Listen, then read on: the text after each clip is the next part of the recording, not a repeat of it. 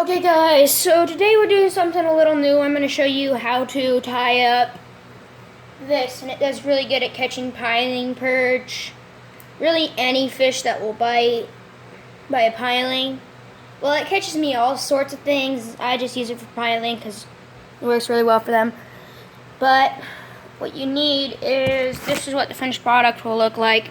You got your knot that looks like that. I don't know what those are actually called. Loop knot, I think. You need your 1-egg hook right there. This thing will float up and down your line, judging from the water. Well, no, it floats up your line anyways. And you want this right here. It's a sinker, but you don't have, and this has been through a lot, you can tell. The hook itself, I've had to change a few times. It started off with like 3 feet a leader. I used way too much leader. But what you're going to need to do that, so here's that one was a longer shank. This one is not so much of a long shank. It's more of just like the 1-egg actual hook with, so 1-egg hook, octopus hook it looks like, or circle hook, whatever you call it. And then you're going to need your 2 feet a leader right here. I'm going to put my orange bead on top of my hook, but I have 2 beads right here. You don't have to use 2 beads. In fact, you don't even have to use a bead at all. I just do better with beads. Before I didn't know where they were, so what you're going to want to do is you want to take your bead and you want to make sure it can't slide through there. Like for me, the top of it can. So obviously I'm going to put it down there. So then I'm going to start off with slipping it right through there, just like that, like so.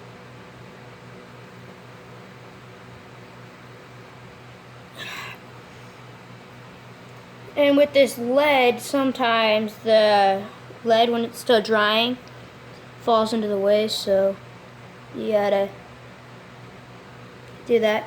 Or what I do is I take the hook that I'm using and I just kind of stick it through the hole and then I spin it around, not past the barb because that just makes it way too difficult. And then I will slippity slip right through there. You always want to start at the smaller hole, and boom. Down here I will set my, I'll do my orange bead down below this time and we'll just see how it works. I'm going fishing for him today. I know this works in the Puget Sound for him. I haven't really fished for him anyplace else, so who knows. And just do that. I do a small fisherman's knot. Not the best quality video I've ever made, but that's because I have to record on my phone, and yeah. And you want to take this right here and then you'll slip it right through there. It doesn't really matter which side you put it on this, it floats up either way. That's all you want it to do. And you let it do that. Whoop. Dropped it, guys. I don't have the best stand for it. And you want to slip this about 6 inches down the line, about halfway I'd go for. About that much room at the top, right there. It's probably about, give or take, a foot. So apparently this is a bit longer leader than I thought. Well, if you do that, I just throw it down at about 6 inches. Then you want to, okay, so you're going to go here, and what I do is I go 1, slip it through. Guys, this might consist of a 2-part thing, but it shouldn't. It's pretty easy not to make. And then you go 1, and then you make another loop, and you cinch that. Don't pull too tight, otherwise you'll lose your the size of it. And you want to go 1, 2, you want to loop make sure your finger's where that loop's gonna be, and then go 1, 2, and 3. That might have been like, yeah, that was 5. Just so you know, guys, a little pointer. It's always bigger. Oh, and don't forget to have one of your fingers still in the main one, just in case it cinches tight on you. And you gotta get new line all over again. Hold up. And I suggest braid for any fishing. And make sure it won't slip up to your finger. So pull on this. Won't work. It won't slide. Pinch it. Oh no, I forgot my other bead. Oh well. There. And this will float there during it. Got the perfect place for it. So yeah.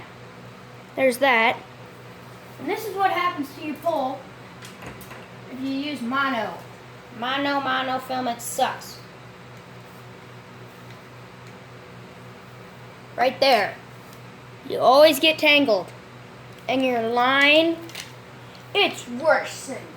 If you ever use braid, would not suggest putting it on a bait caster, but I mean, if you can, if you want, I suggest braid for any type of fishing, especially perch, because if you hit a barnacle on the pilings and just the wrong spot, it will mess your day up.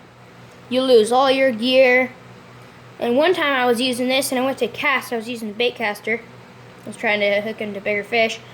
And then I lost my entire setup, just flew right into the water. Snapped mid-cast. That didn't make me too happy. But another thing is these smelt setups, they do pretty good too. For them, they also do good for like little teeny tiny flounder. They're pretty fun to mess with. But yeah, each one of the hooks looks like this. Well, at least for mine. These ones are bigger, but I suggest pinching the barb for flounder. They tend to swallow stuff, and their mouth is just big enough so the hook can fit in, so that they can swallow it. But they can also, they like to swallow it. Especially because you have to use bait to get them, in my case. But yeah, that's it. So, see you guys in the next video. Peace.